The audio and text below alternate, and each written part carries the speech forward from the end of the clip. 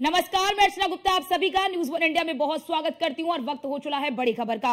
लखनऊ से बड़ी खबर सामने आ रही। अंसल एपीआई में जमीन की जांच शुरू। आपको जानकारी दे दें कि मंडलायुक्त की अध्यक्षता में समिति बनी है। 9 सदस्यीय जांच समिति गठित की गई। समिति की पहली बैठक 12 जून को बुलाई गई है। एलडीए की जमीनों को भी अंसल पर बेचने का आरोप लगा है। 411 एकड़ जमीन को बेचने का आरोप लगा है। एलडीए ने इस मामले में जो एफआईआर है वो दर्ज कराई थी। तो ये बड़ी खबर आपको बता रहे हैं। समिति की पहली बैठक की बात कर ले तो एलडीए की जमीनों को भी अंसल पर बेचने का आरोप लगा है। 411 एकड़ जमीन को बेचने का आरोप अंसल पर लगा है। देखिए, लगातार अंसल ग्रुप की मुश्किलें बढ़ती ही जा रही हैं। एलडीए ने इस मामले में एफआईआर दर्ज कराई थी। तो ये बड़ी खबर आपको बता रही है। लखनऊ से अंसल एपीआई में जमीन की जांच शुरू हो चुकी है। मंडलायुक्त की अध्यक्षता में बनी है ये समिति और हमारे साथ हमारे संवाददाता पंकज मंडल हमारे साथ जुड़ चुके हैं। पंकज, 9 सदस्यीय जांच समिति गठित कर दी गई है। जांच इस पूरे मामले में शुरू हो गई है। जी बिल्कुल, देखिए मैं आपको बताना चाहूंगा कि जिस तरह से लगातार अंसल के ऊपर सरकार का शिकंजा कसा जा रहा है, ऐसे में अंसल एपीआई में लगभग 411 एकड़ जमीन बेचने का जो आरोप लगा था उस पर एक 9 सदस्यीय कमेटी बना दी गई है। उसके द्वारा जांच की जाएगी। यानी मंडलायुक्त की अध्यक्षता में जो समिति बनी है वो 12 जून को समिति की पहली बैठक 12 जून को बुलाई गई है। और एलडीए यानी कहे कि अंसल एपीआई में जो एलडीए की जमीन जो थी उसको भी एलडीए अंसल द्वारा बेचा गया है। कहीं ना कहीं सारी चीजों को एक जांच पड़ताल की जाएगी। और जो पहली सबसे पहले ये बताइए कि पूरे मामले की जांच ये 9 सदस्यीय समिति करेगी या फिर एलडीए की जो जमीन बेची है अंसल ने केवल उसकी जांच की जाएगी? की जाती है, लेकिन ये जरूर देखा गया है कि समय समय पर अंसल को लेकर तमाम सारे मामले सामने आते हैं। ऐसे में एलडीए द्वारा आवाज मिल रही है आपको के ऊपर और कहीं ना कहीं अंसल द्वारा बेचा गया इसका भी मामला 9 सदस्यीय टीम बनाकर अब इसकी जांच की जा रही है। और जांच में क्या कुछ सामने निकल के आता है ये जरूर देखने वाली बात होगी। लेकिन ये जरूर है कि उस पर तमाम सारी आवाज मिल रही है आपको मेरी? ऐसे में इनके ऊपर तो चलिए, हमारे संवाददाता पंकज तमाम जानकारी दे रहे थे। 9 सदस्यीय जांच समिति गठित कर दी गई और इसकी पहली बैठक 12 जून को होगी। जैसा कि हमारे संवाददाता पंकज भी बता रहे हैं कि समिति की पहली बैठक 12 जून को बुलाई गई है। और अब जैसे जैसे जांच आगे बढ़ेगी अंसल की मुश्किलें और भी ज्यादा बढ़ेंगी। यानी कि अब बचने का कोई रास्ता नहीं निकल पाएगा। 411 एकड़ जमीन को बेचने का आरोप अंसल पर लग रहा है और इसके लिए अब ये जो समिति है वो बना दी गई है और ये समिति अब जांच करेगी। एलडीए ने इस मामले में एफआईआर दर्ज कराई थी। अंसल एपीआई में जमीन की जांच शुरू हो गई है। ये बड़ी खबर आपको बता रही है।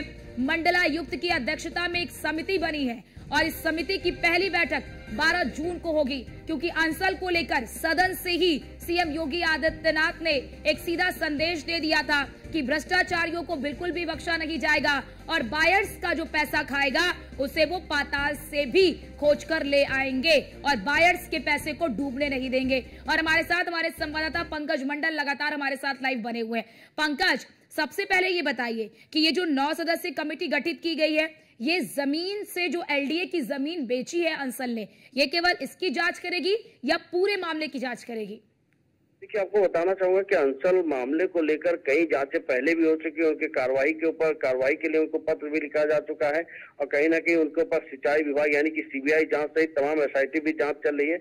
ये जांच जो मामला है ये मामला है कि जो 411 एकड़ जो लखनऊ विकास प्राधिकरण जो उनको टाउनशिप के लिए प्लान यानी कहीं कि जो नक्शा पास किया गया था, ऑथराइज किया गया था, कहीं ना कहीं उसके अंदर जो लखनऊ विकास प्राधिकरण की सीमा से जुड़े यानी अर्जित भूमि को भी उनके द्वारा बेच दिया गया। तो कहीं ना कहीं उस सब की जांच की बात सामने की जा रही है। यही वजह है कि जो लखनऊ विकास प्राधिकरण की अर्जित की हुई जमीन बेची गई थी उन पर जांच होगी और जो 411 एकड़ में कितनी सरकारी भूमि थी, कितने को इन्होंने बेचा है, कितने को उन्होंने ऑथराइज करा थे, सारी चीजों की जो 9 सदस्यीय टीम बनी है वो जांच करेगी। और कहीं इस जो कमेटी है, कमेटी की पहली बैठक 12 जून को होने वाली है। अब इसमें देखने वाली बात होगी कि क्या क्या चीजें बैठक में रखी जाती है, जांच किस तरह से की जाती है या जांच के निष्कर्ष क्या निकल के आते हैं, ये देखने वाली बात होगी। लेकिन ये जरूर है कि लगातार अंसल के ऊपर नकेल कसा जा रहा है। जी बिल्कुल। और पंकज, बड़ी बात जरा यहाँ पर ये भी बताइए कि अब इसके जरिए ये जो समिति गठित कर दी गई है और ये जो एलडीए ने जो एफआईआर कराई थी, ये एफआईआर कब कराई गई थी? देखिए, लखनऊ विकास प्राधिकरण द्वारा समय समय पर जब उनकी कुछ जमीनें, जब उनको पता चलता है कि अर्जित की हुई जमीनें बेची गई है, तो समय समय पर कई एफआईआर किए गए। ऐसा नहीं कि फिलहाल त्वरित में कोई एफआईआर हुई, लगातार कई बार इनको एफआईआर दर्ज की गई, जिसको लेकर अब ये इसकी 9 सदस्यीय कमेटी जो बनी है मंडल कुलभूषण जैकब के नेतृत्व में, उन्हीं की अध्यक्षता में, अब वो कहीं ना कहीं उस पर जांच करेगी और जांच करके सारी तथ्य, यानी कि किस तरह से जमीनों का अधिग्रहण किया गया था, किस जमीनों को बेचा गया, किसको बेचा गया, क्या लेन देन किया गया, सारी चीजें साफ हो जाएंगी। बिल्कुल, जांच में सभी तथ्य खुलकर सामने आएंगे। पंकज, आप हमारे साथ बने रहिए, आपके पास लौटते हैं तमाम अन्य खबरों की जानकारी के लिए। और लखनऊ से एक और बड़ी खबर सामने आ रही है। ऑनलाइन आवेदन कर सकती हैं शिक्षक। 10 जून से आवेदक यानी कि आवेदन कर सकेंगे शिक्षक। आपको जानकारी दे दें कि एडेड स्कूलों में तबादले के लिए शिक्षक कर सकेंगे आवेदन। शिक्षकों की आवेदन की प्रक्रिया 14 जून तक चलेगी। ये बड़ी खबर आपको बता रही है। शिक्षकों के लिए ये खबर है कि वो आवेदन कर सकते हैं और उसकी सीमा भी यानी कि तारीख जो है वो भी सामने आ गई है। तो बड़ी खबर आपको बता दें, माध्यमिक विद्यालयों में शिक्षकों के तबादले का आदेश जारी। शिक्षक 10 जून से ऑनलाइन आवेदन कर सकते हैं। इसके तहत प्रधानाचार्य और प्रधानाध्यापक को लेकर प्रवक्ता शामिल होंगे। और हमारे साथ हमारे संवाददाता पंकज मंडल लगातार हमारे साथ लाइव बने हुए हैं। पंकज, इस खबर सामने आ रही है कि 10 जून तक आवेदन कर सकेंगे शिक्षक।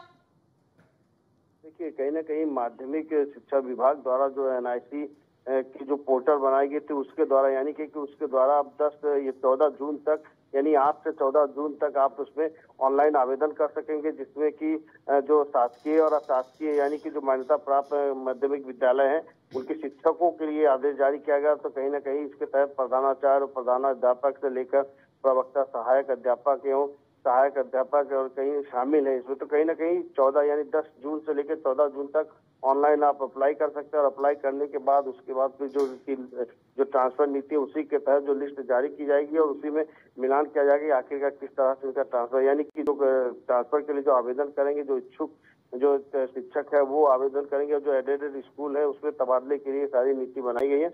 और कहीं ना कहीं इसको लेकर आज से 14 जून तक लोग ऑनलाइन अप्लाई कर सकेंगे। उसके बाद लोगों का मन चाहे जगह पे ट्रांसफर हो सकेगा। अब देखने वाली बात होगी कि इसकी लिस्ट कब तक जारी होती है, क्या जो आवेदन करने की प्रक्रिया है, क्या वो उसकी समय सीमा बढ़ाई जाएगी या उसमें कुछ नई नीति लागू होती है, वो देखने वाली बात होगी। लेकिन ये जरूर है कि जो एडेड जो स्कूल थे, माध्यमिक स्कूल थे, अब उनको भी मौका मिला है अपने अपने चुनिंदा जगहों पे जाने के लिए। जी, बहुत शुक्रिया आपका।